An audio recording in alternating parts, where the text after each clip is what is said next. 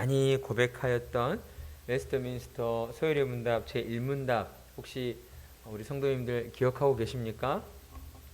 기억 못하고 있어요? 웨스트민스터 소요리 문답 제1문답에서는 이렇게 질문하고 있습니다.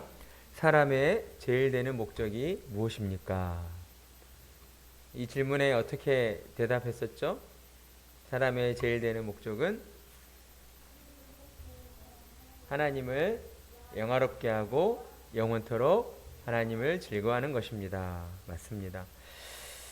하나님께서는 성경을 통해서 사람을 창조하신 그 궁극적인 이유와 목적이 무엇인가를 우리에게 말씀해 주시는데 그것은 바로 하나님을 영화롭게 하고 하나님을 영원토록 즐거워하는 것이다 라고 말씀하여 주십니다.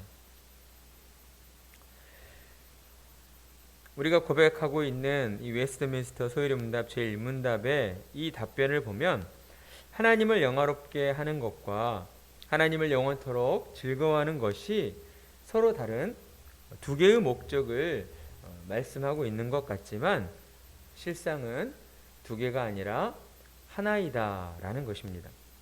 하나님을 영화롭게 하는 것이 곧 하나님을 즐거워하는 것이고 하나님을 즐거워하는 것이 또한 하나님을 영화롭게 해드리는 것이기 때문입니다.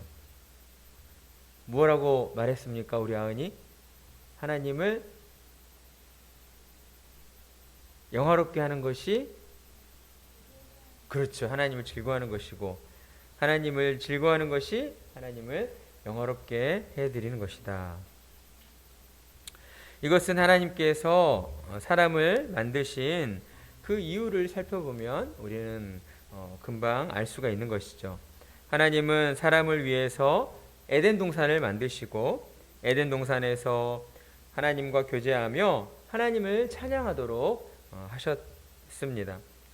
인간은 죄로 타락하기 전 그 영혼에 심겨진 하나님의 형상에 따라서 하나님과 교제하고 하나님을 찬양하는 것이 무척이나 기쁘고 즐거웠다는 것입니다.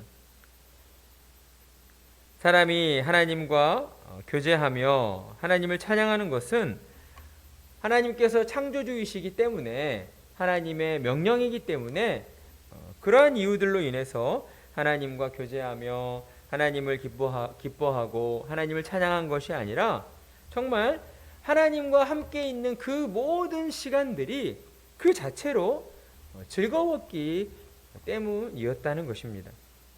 하나님과 함께 있는 시간들이 즐겁고 행복해서 매일매일이 새롭게 기대되어지고 또한 설레어지는 그러한 마음을 가지고 살았다는 것이죠. 이렇듯 하나님의 영광을 위하여 산다라고 하는 것은 억지로나 또는 명령이나 강요에 의해서 살 수 있는 것이 아니라는 것입니다. 사람의 마음에 하나님으로 인한 즐거움이 있어야만 결국 하나님의 영광을 위하여 살게 되기 때문입니다. 이를 잘 보여주는 예가 돌아온 탕자, 둘째 아들 탕자의 말씀입니다. 둘째 아들은 아버지가 살아계신데도 불구하고 아버지한테 무엇을 달라 그랬어요? 그렇죠. 유산. 유산은 언제 받게 되는 거예요? 유산은.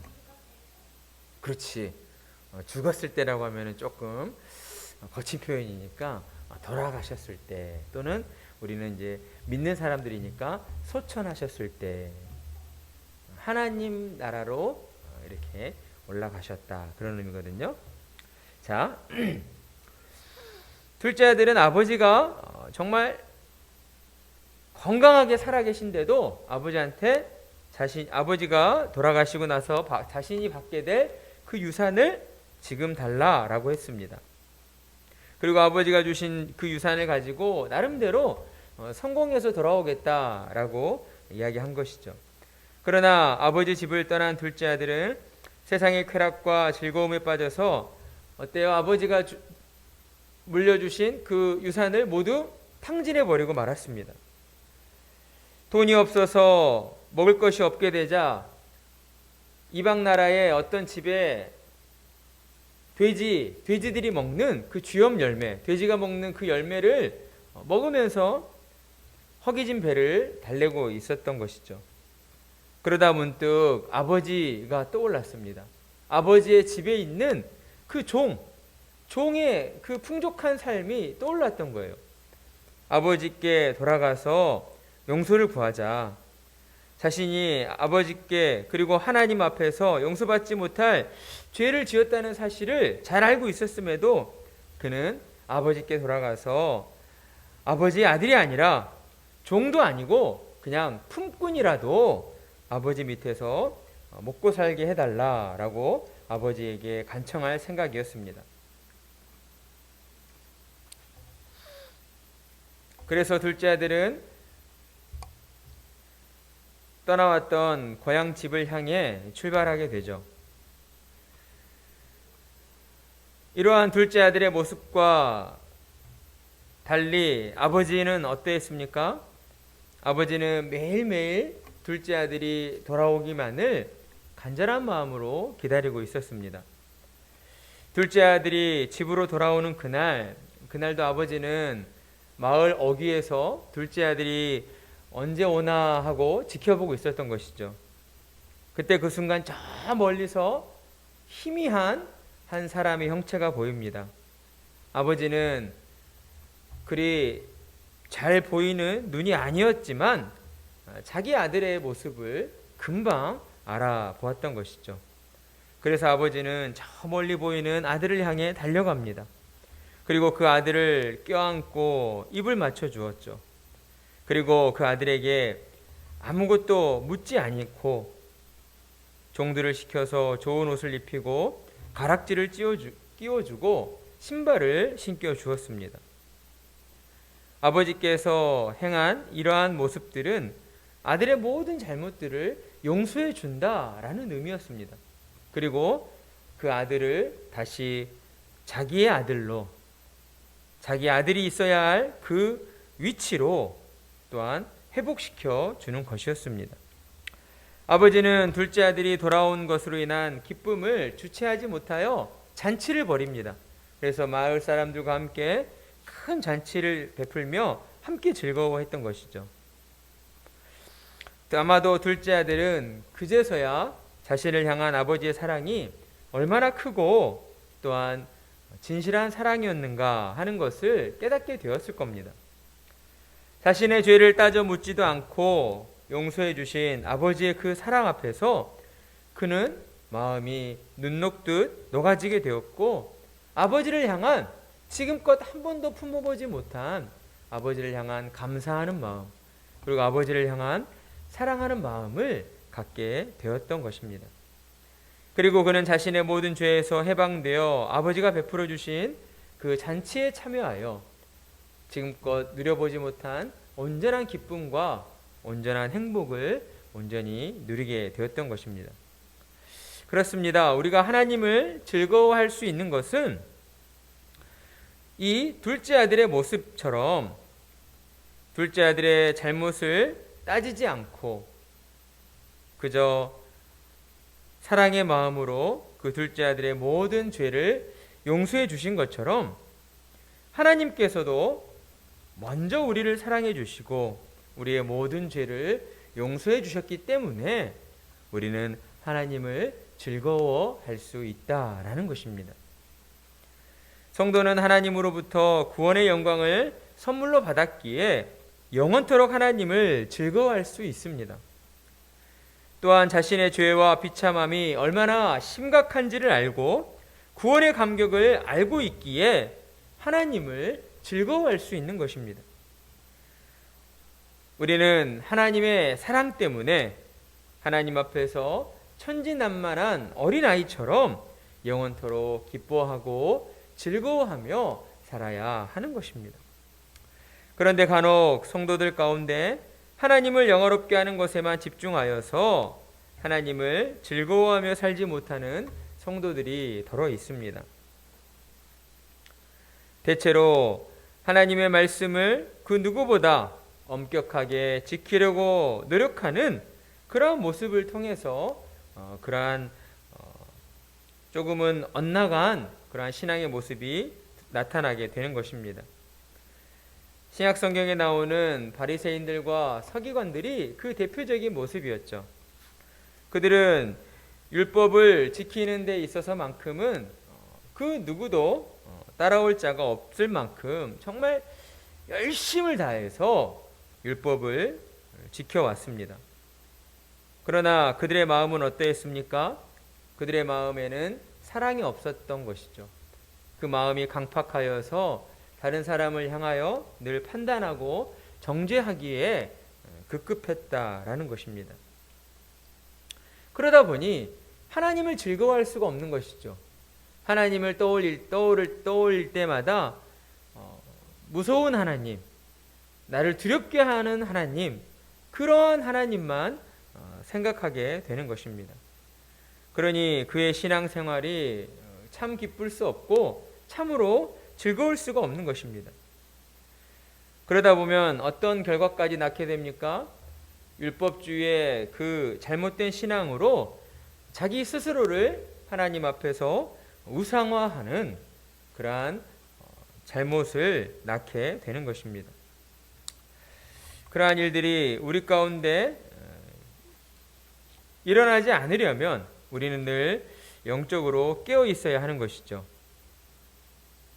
오랜 시간 교회를 다녔다고 하는 것이 중요한 것이 아니라 교회를 다니면서 하나님의 말씀을 읽고 배울 때에 하나님께서 지금 무엇을 말씀하고 계시는가, 그 말씀의 중심이, 핵심이 무엇인가 하는 것을 바르게 깨달아 알아야 한다라는 것입니다.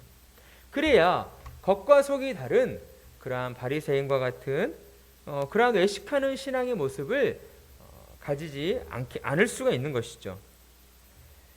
따라서 우리는 오늘날 신앙생활을 하며 또한 하나님을 섬기고 교회를 섬기며 나아갈 때에 정말 우리가 하나님 앞에서 바른 신앙이란 무엇인가를 늘 돌아보며 살아야 합니다.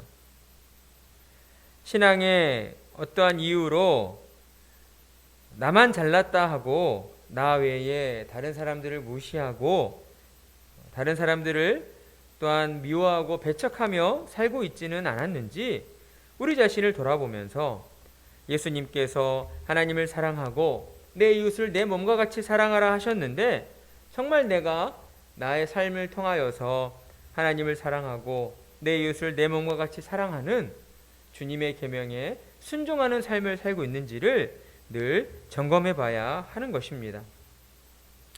사랑하는 성도 여러분, 우리가 이 땅을 살아가는 동안 우리의 신앙생활은 이미와 아직 사이에 놓여 있다라고 할 수 있습니다.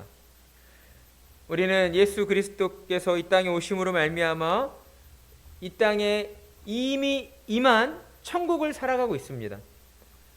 하지만 또한 예수님이 다시 오실 때에 완전하게 이루어질 그 천국을 바라보며 살아가고 있다라는 것이죠. 영적으로 볼 때에 우리의 영혼은 이미 천국에 있습니다. 왜냐하면 예수님을 구주로 믿고 고백한 자들에게는 예수님의 영이신 성령님께서 찾아오신다라고 하나님이 약속해 주셨기 때문입니다.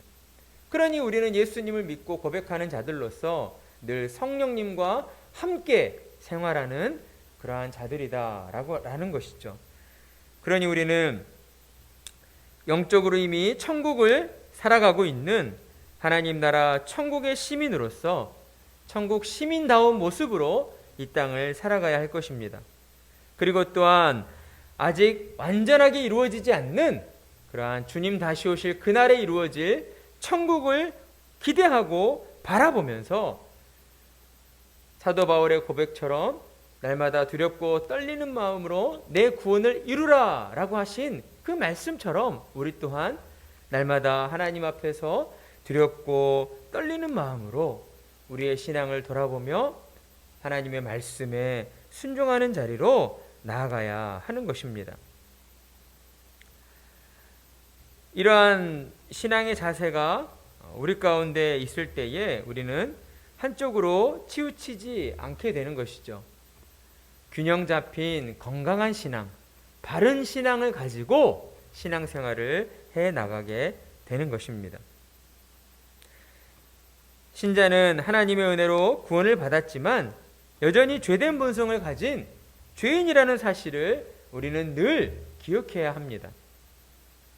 그래서 우리의 모든 생활 속에서 하나님의 은혜에 감사하면서 또한 우리 안에서 일어나는 그 죄된 본성들로 인하여 하나님께 죄 용서를 구해야 한다라는 것입니다. 하나님의 은혜에 감사드리는 감사와 우리의 죄를 고백드리는 이 회개, 이 두 가지가 병행되어야 한다라는 것이죠. 이러한 균형 잡힌 신앙이 우리의 삶에 이루어질 때 우리는 소유리 문답, 제1문답처럼 날마다 하나님을 영화롭게 하고 그리고 하나님을 즐거워하며 살아갈 수가 있는 것입니다. 신앙의 균형을 잘 지키며 나아갈 때에 우리는 예수님을 닮은 온전한 믿음의 사람으로 세워지게 될 것입니다. 하루하루 코로나로 인해서 우리의 삶이 답답하고 우울할 때가 참 많이 있지만 그러한 때일수록 우리는 더욱 믿음의 눈을 들어야 하는 것입니다. 내 눈앞에 놓여져 있는 땅만 쳐다보고 있으면 어때요? 답이 없어요. 더 우울할 뿐입니다. 하지만 우리의 눈을 들어 하나님을 바라볼 때에 우리는 하나님이 나와 함께 하시고 하나님이 나를 지켜주시고 하나님이 나를 바른 길로 좋은 길로 인도해 주신다라는 그 믿음을 다시 갖게 되는 것입니다. 그 믿음이 우리 안에 회복되어질 때 우리는 다시 기뻐하게 되고 즐거워하게 되고 그리고 하나님을 찾고 하나님 앞에 나아가 감사드리게 되는 것입니다. 신앙의 균형을 잘 지켜서 날마다 예수님을 닮아가시는 복된 성도님들이 되시기를 간절한 마음으로 축복합니다.